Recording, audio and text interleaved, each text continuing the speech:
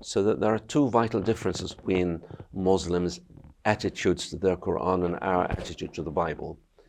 Their attitude to the Quran is that the paper and the ink used in its composition is holy.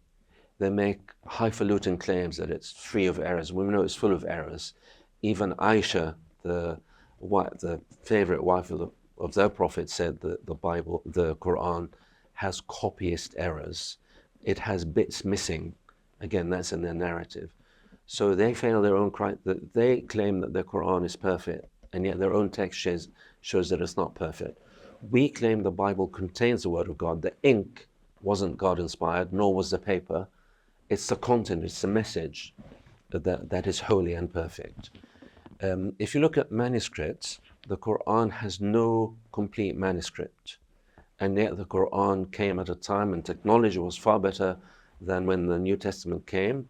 It came into a kingdom of Islam. They had every power, every authority to draw on all the technology and the security they could amass to protect their original Quran. Where is it? Christians for the first 300 years were persecuted, and Christian manuscripts were actively sought out and burnt and destroyed.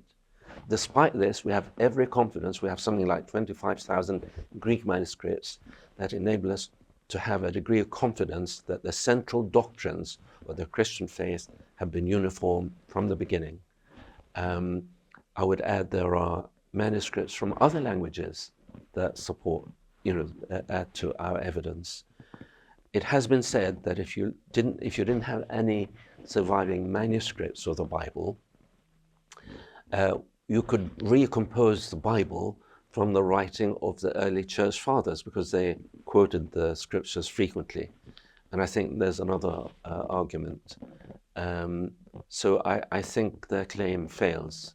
Yes, Christians have several versions, but there are translations, not original versions. So the New Testament came to us mainly in Greek. So we have the manuscripts in Greek and in Latin. It's the translations into English that come in different versions, partly because 16th century English is different from 20th century English. But the doctrine is well preserved. There's no major difference between them. Whereas the Quran has it has at least 46 English translations, and they vary tremendously.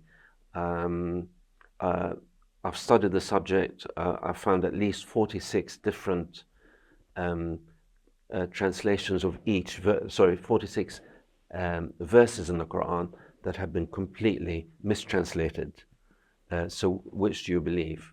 But again, I would say what is source for the goose should be source for the gander.